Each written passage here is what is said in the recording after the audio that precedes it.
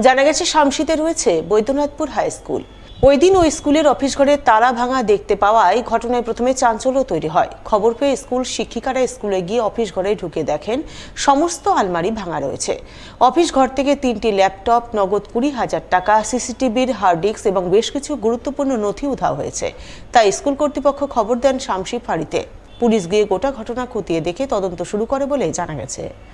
আমার যে group B পূর্ণিমা আমাকে 9:45 নাগাদ ফোন করেছে যে স্যার স্কুলে ঢুকে দেখছি যে মেন গেট ঠিক আছে কিন্তু আপনার অফিস তালা কাটা এবং ভাঙা।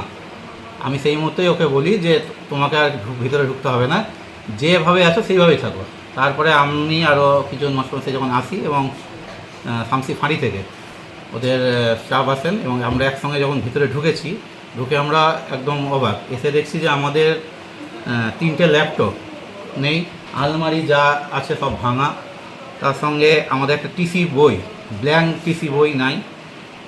আমার আলমারি থেকে যেহেতু এখন রেজিস্ট্রেশন চলছে ক্লাস 9-এর প্রায়, আর অফিসিয়াল কিছু কাগজপত্র টাকার জন্য প্রায় 1,020 টাকা, 1,20,000 মতো টাকা ছিল ক্যাশ, সেটা নেই।